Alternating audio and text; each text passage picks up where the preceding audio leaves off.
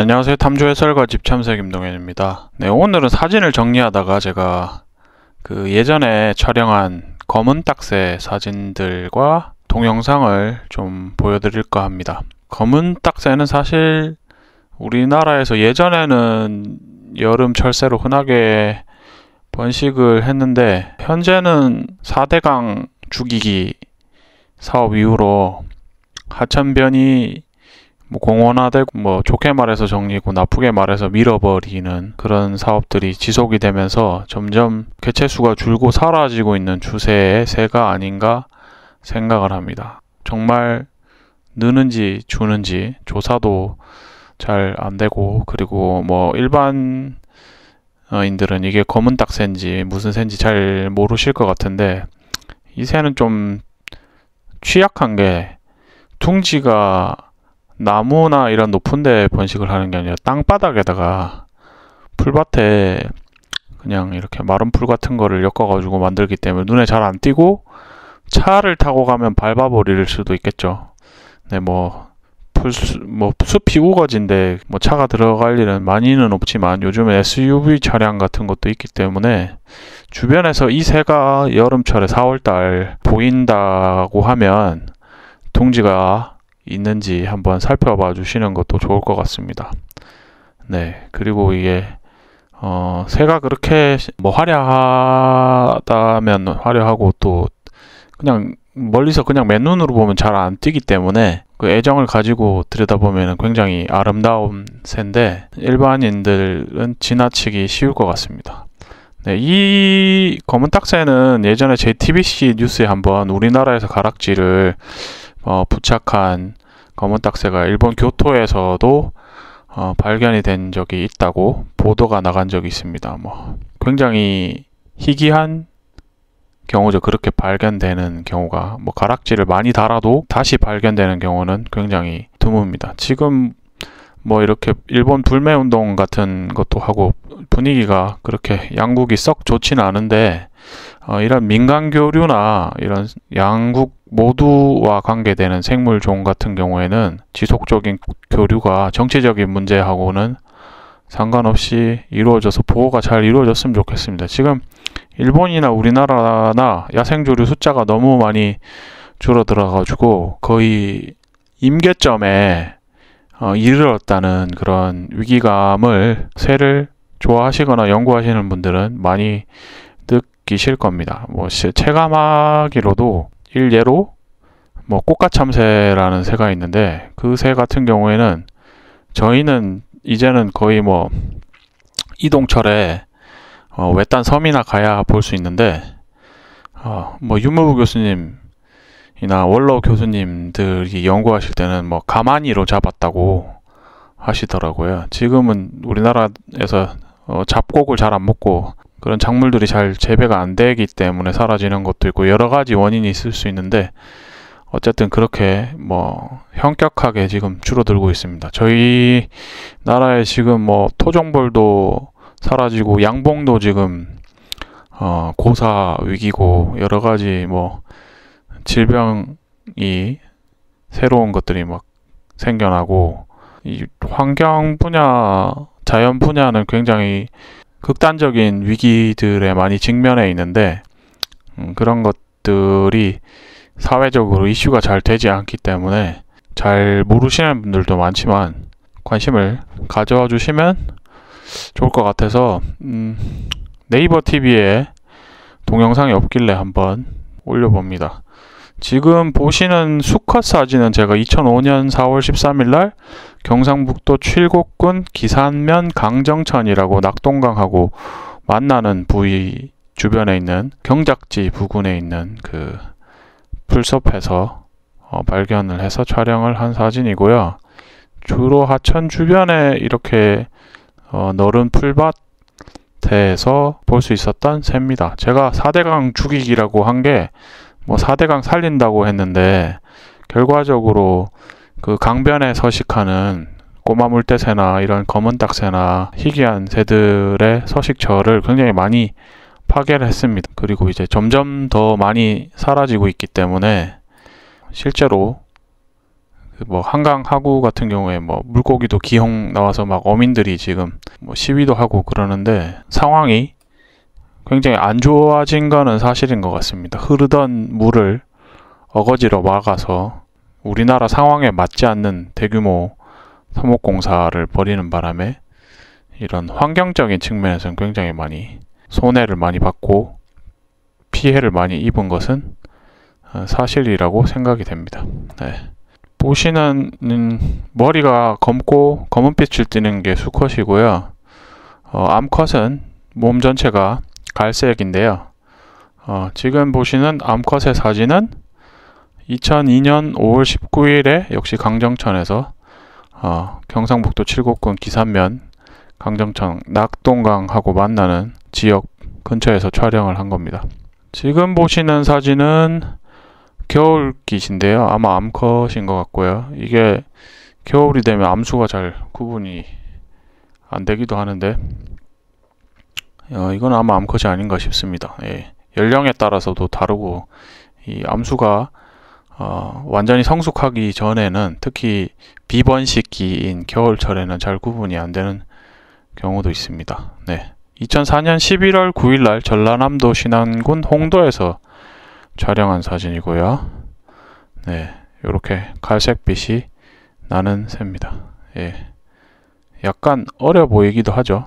뭐 봤을 때는 제가 지금 작은 사진을 봐서. 그리고 이거는 어린 새 사진인데요. 2002년 5월 19일 경북 칠곡군 기산면 강정천에서 번식해서 그해 태어난 어린 새입니다. 확실히 좀 귀엽고 어리숙한 모습입니다. 두 번째 사진도 어린 새 사진이고요.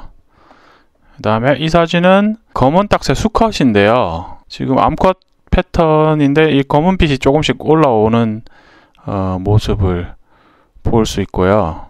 그리고 줄전팔랑나비라는 나비를 잡아서 먹습니다. 야생 조류가 이렇게 많이 줄어들게 되면은 그에 따라서 야생 조류의 먹이원이 되는 곤충도 이게 갑자기 뭐 해충 같은 게 막 는다거나 그런 식으로 연쇄 현상을 가져올 수 있는데, 이게 새들이 줄어드는 것하고 뭐 외래종이나 어떤 특정 곤충이 늘어나는 것하고도 연관이 있다고 충분히 미루어 짐작할 수 있으실 겁니다. 네. 지금 이 나비는 줄전팔랑나비를 크게 이제 촬영한 사진인데요. 아까 그 검은 딱새가 잡았던 나비입니다. 네. 그리고 지금 이제 동영상을 보여드릴 텐데요. 이거는 어청도에서 촬영한 동영상이고요. 그 어청도 같은 경우에도 예전에는 통과철에 봄, 가을에 이제 다양한 새들이 거쳐가는 곳이어서 다양한 새들을 볼 수 있었는데, 사실은 어청도도 논이라든가 그리고 새들이 물을 먹던 장소에 뭐 건물이나 다른 인공시설 같은 게 들어서고 그래가지고 예전에 비해서는 상황이 많이 안 좋아진 걸로 알고 있습니다. 최근엔 제가 안 가봐서 모르지만 제가 가서 촬영할 당시에도 이미 예전보다는 많이 그 인공적인 시설들이 늘어나가지고 새들이 쉬어가는 환경들이 좀 열악해진 상황이었습니다. 지금 이제 마지막 보여드리는 동영상은 이제 검은 딱새가 나비, 나방, 유충 같은 거를 이제 잡아먹는 모습입니다. 네, 이런 모습들이 더 시간이 지나면 정말 자료로만 남지는 않을까 하는 그런 우려가 덜컥 사진하고 동영상을 정리하다 들어서 한번 소개하는 영상을 촬영을 해 보았습니다. 네, 제가 검색을 했을 때 잘 안 나오는 것들을 위주로 한번 제가 그동안 관찰했던 사진과 동영상들을 하나씩 유튜브 채널과 네이버 TV를 통해 가지고 소개를 해볼까 합니다. 이러한 새들을 자주 접하고 많이 관찰할 수 있는 기회가 그렇게 빈번하지 않아서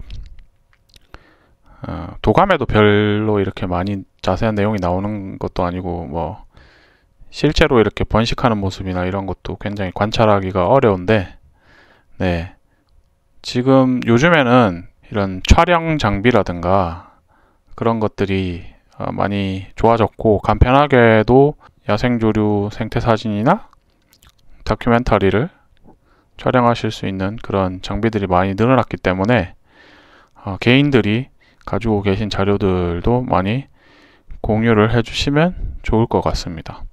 한 가지 당부드리고 싶은 거는, 이게 영상이나 사진 같은 게 보면 번식을 하는 거가 굉장히 극적이어서 그런 극적인 장면을 사진을 위한 사진을 찍으시는 분들도 조금 있는 것 같은데, 이 생태사진이라는 거는 살아있는 생명체를 촬영하는 것이기 때문에 기본적으로 새들한테 방해가 되지 않도록 차 안에서만 촬영을 하시고, 위장 텐트 같은 거를 사용을 하시고, 새가 새끼를 돌보거나 포란을 하거나 이런 생존에 직결되는 그런 상황에 있을 때 방해가 되어서 장시간 동안 먹이를 공급을 못한다거나 알을 품지 못하거나 혹은 이 사람이 관찰하는 것 자체로도 이 포식을 당할 수 있는, 천적들한테 노출되는 그런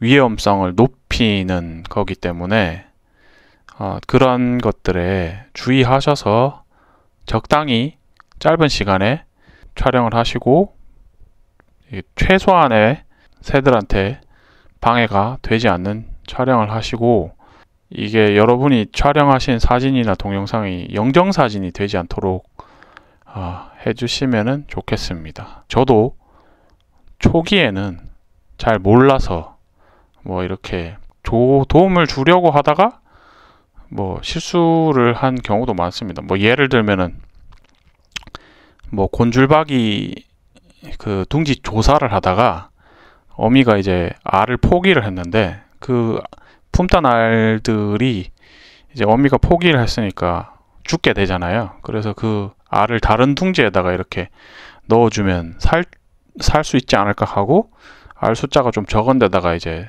추가로 알을 넣어준 적이 있었습니다. 근데 그 새가 품을 수 있는 알 숫자는 이미 정해져 있기 때문에 더 많은 알이 들어가서 어떻게 됐냐면, 그 추가로 넣어준 둥지 전체가 다 부화가 안 되는 경우가 있었습니다.